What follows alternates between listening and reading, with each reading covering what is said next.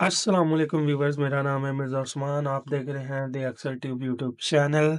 Excel की series के अंदर आज की क्लास में हम देखेंगे एरे वी लुकअप के। लास्ट वीडियो में हमने देखा था वी लुकअप क्या चीज़ है, किस तरह से इम्प्लीमेंट होता है, उसका सिंटैक्स क्या है। आज की इस वीडियो में हम बात करेंगे एरे वी लुकअप के बारे में कि एरे वी लुकअप किस तरह से इम्प्लीमेंट किया जाता है। सबसे पहले मेरे पास वही वाला डाटा है जो हमने वीलुकअप के लिए यूज़ किया था, क्योंकि ये सिमिलर टू वीलुकअप है। बल्कि यूं कहें कि ये वीलुकअप का ही एक मॉडिफाइड और एडवांस वर्जन है। अच्छा, इसके अंदर क्या होगा कि हमारे पास एक डाटा सेट है। उस डाटा सेट के अंदर हमारे पास मल्टीपल कॉलम्स आ रहे हैं।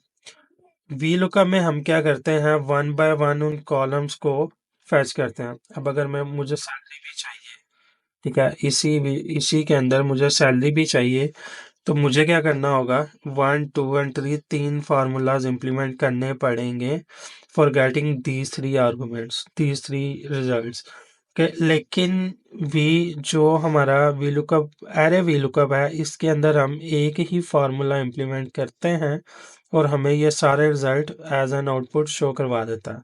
तो और यहाँ पे एरे वी लुकअप के हवाले से एक और चीज़ बताता चलूँ। एरे वी लुकअप का फंक्शन आपका एक्सेल के 2021 वर्जन या इससे आगे अवेलेबल है। ठीक है, मेरे पास इस वक्त वर्जन है ऑफिस का Microsoft office LTSC professional plus 2021। तो ये जो एक एरे वी लुकअप का फंक्शन है, या जो मैं इस सीरीज के अंदर जितने भी एरे फंक्शन आपको करवाऊंगा, जो पहले करवा दिए हैं या जो आगे आएंगे, उन सब की जो विजिबिलिटी है वो सिर्फ एक्सेल 2021 या इससे आगे जो वर्जन आएगा उसके अंदर होगी। इससे पहले वर्जन्स के अंदर एरे वाले फार्मूले जो हैं वो वर्क नहीं करते। अब मैं यहाँ पे एक एम्प्लॉय आईडी ऐड कर देता हूँ, ठीक है, 1144। और यहाँ पे जैसे हमने पहले वीलुकअप का फंक्शन लगाया, उसी तरह से इससे भी पहले यहाँ पे देखें कॉलम नंबर। पहले वीलुकअप में हम क्या करते हैं, सिर्फ कॉलम नंबर 2 3 या 4 या जो भी आपको कॉलम डिस्प्ले करवाना है, अब वो दे देते हैं। लेकिन इस फॉर्मूला के अंदर आपको क्या करना होगा, जो जो कॉलम आपको जिस सीक्वेंस में एज एन आउटपुट चाहिए, आपने वहाँ पे कर्ली ब्रेसेस के अंदर वो वाले कॉलम नंबर डाल देने।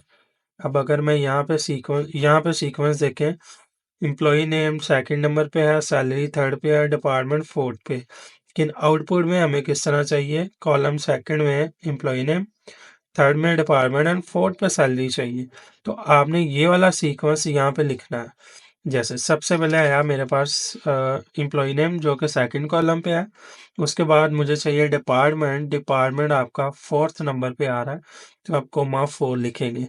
इसके बाद सैलरी, सैलरी हमारी डेटाबेस के अंदर 1 2 एंड थर्ड नंबर पे आया, तो मैं कोमा 3 लिखूंगा और इसी तरह ब्रैकेट क्लोज। अब हमारा सिंटैक्स कुछ इस तरह से वर्क करेगा। वीलुकअप का फंक्शन सेम है जैसे हम पहले इंप्लीमेंट करते आ रहे हैं वीलुकअप का फंक्शन। इसके बाद आपने वो टेबल एरे दे दी। टेबल एरे के बाद हमने ये कर्ली ब्रैकेट के अंदर वो वाले कॉलम के नंबर्स दे देने हैं, जैसे कॉलम 2, इसके बाद column 4 and column 3, bracket close, comma and 0। ठीक है, ब्रैकेट के अंदर हमने तीनों कॉलम दे के इंडेक्स नंबर्स दे दिए। उसके बाद एग्जैक्ट मैच के लिए 0 एंड एंटर। अब देखिए, मैंने सिर्फ एक ही फार्मूला इंप्लीमेंट किया है और मेरे पास ये तीनों वैल्यूज आ रही हैं। ठीक है, यहाँ पे मेरे पास एम्प्लॉय नेम भी आ रहा है, डिपार्टमेंट भी आ रहा है और सैलरी भी आ रही है। तो इस तरह से हम ये डाटा के अंदर ये चीज़ें सर्च आउट कर सकते हैं कि किस तरह से हम वीलुकअप एरे वीलुकअप लगा के हम एक ही फार्मूला के साथ ये सारी चीज़ें at the same time as an output ले सकते हैं। तो आज की वीडियो में बस इतना ही। नेक्स्ट वीडियो के अंदर हम सीखेंगे वीलुकअप प्लस मैच के फंक्शन को, कि वीलुकअप और मैच का फंक्शन किस तरह से इम्प्लीमेंट किया जाता है। तो अगली वीडियो तक दीजिए इजाज़त, दुआ में याद रखिएगा। अल्लाह हाफिज़।